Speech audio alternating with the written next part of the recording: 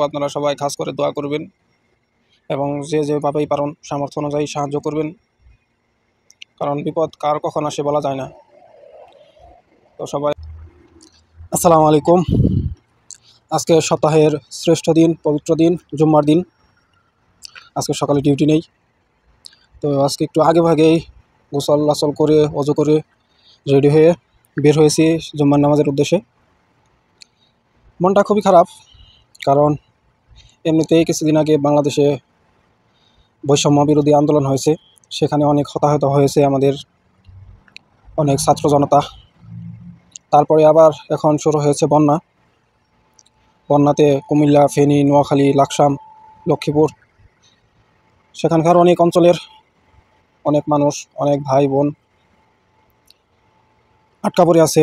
অনেক প্রবাসী ভাইয়ের পরিবারের সাথে কোনো যোগাযোগ নাই। অনেক প্রবাসী ভাইয়ের পরিবার পানিতে আটকা পড়ে আছে, কী অবস্থায় আছে, কি করতেছে, কোনো খোঁজ খবর নাই।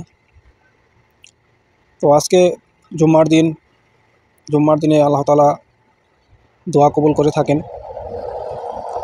তো আমিও একটু আগে ভাগে বের হয়েছি, যাতে মসজিদে গিয়ে সুন্নত পড়ে খুতবাটা শুনতে পারি, এবং খুতবার সময় নাকি দোয়া করলে দোয়া কবুল হয়। এই কারণে আমি দোয়া করতে চাই, যাতে আমাদের দেশের সকল বানবাসী মানুষকে আল্লাহ হেফাজত করেন। সবাই অনেক বিপদে আছে, না জানি কত কষ্ট করতেছে, কত ছোট ছোট বাচ্চা হাবুডুবু খাচ্ছে পানিতে। এগুলো দেখলেই মনের অজান্তেই চোখ দিয়ে পানি চলে আসে। তো সবাই দোয়া করবেন, জুম্মার দিন সবসময় সালাতের সময় দোয়া করবেন, যাতে বাংলাদেশের বন্যা কবলিত মানুষদের আল্লাহ তাআলা হেফাজত করেন। আল্লাহ যেন তাদের উপর রহমত নাজিল করেন। আমরা প্রবাসে আছি, প্রবাস থেকে দোয়া করা ছাড়া আর কিছু করার নেই।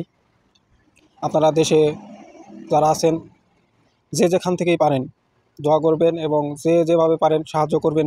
নিজে যেতে না পারলেও অনেক ফাউন্ডেশন আছে, বিভিন্ন মাধ্যম রয়েছে, তাদের মাধ্যমে আপনারা সাহায্য পাঠাবেন। যেমন শাইখ আহমদুল্লাহ সাহেবের একটি ফাউন্ডেশন আছে, আসন্না ফাউন্ডেশন, তারা অনেক সাহায্য সহযোগিতা করতেছে, এবং ঢাকা টিএসসি থেকেও সাহায্য সহযোগিতা করতেছে। তাদের মাধ্যমে আপনারা যে যেখানে পারেন সামর্থ্য অনুযায়ী তাদের সাহায্য করবেন। এবং প্রবাসী ভাইয়েরা যারা আছেন, প্রবাসী ভাইয়েরাও বিভিন্ন মাধ্যমে অর্থ দিয়ে সাহায্য করবেন, এবং খাস করে সবাই দোয়া করবেন তাদের জন্য, কারণ সব কিছুর মালিক আল্লাহ। আল্লাহ ছাড়া তাদের কেউ রক্ষা করতে পারবে না। আল্লাহ সমস্ত কিছুর মালিক, হেফাজতের মালিক, রক্ষা করার মালিক। আমিও দোয়া করি, হে আরশের মালিক, আপনি বাংলাদেশের বন্যা কবলিত সকল মানুষকে হেফাজত করুন। অনেক বৃদ্ধ মানুষ রয়েছে, অনেক কচিকাঁচা শিশু রয়েছে, আল্লাহ আপনি সবাইকে হেফাজত করুন। আজকে জুম্মার দিন, পবিত্র দিন, সপ্তাহের শ্রেষ্ঠতম দিন। আপনি বলেছেন আপনি জুম্মার দিন দোয়া কবুল করে থাকেন, খুতবার সময় দোয়া কবুল করে থাকেন। আজকে বাংলাদেশের বিভিন্ন মসজিদে এই বন্যা কবলিত মানুষের জন্য দোয়া করা হয়েছে। আল্লাহ আপনি সবার দোয়া কবুল মঞ্জুর করে নিন, সবার দোয়া কবুল মঞ্জুর করে আল্লাহ আপনি সবাইকে হেফাজত করুন।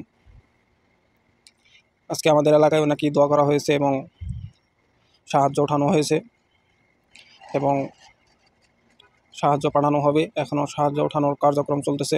ইনশাল্লাহ আগামী পরশু হয়তো বা তারা সাহায্য নিয়ে চলে যাবে সেখানে।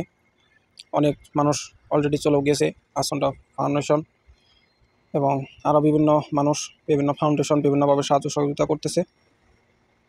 তো সবাইকে আমি অনুরোধ করব, আপনারা সবাই খাস করে দোয়া করবেন, এবং যে যেভাবেই পারেন সামর্থ্য অনুযায়ী সাহায্য করবেন, কারণ বিপদ কার কখন আসে বলা যায় না।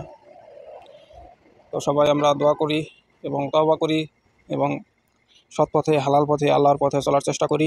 আল্লাহ আমাদের ক্ষমা করে দিন। আল্লাহ আপনি আমাদের ইসলামের পথে কবুল আর মঞ্জুর করে নিন। আল্লাহ আপনি আবারও দোয়া করি বানবাসীদের আপনি হেফাজত করুন। আমিন, আমিন, সুম্মা আমিন।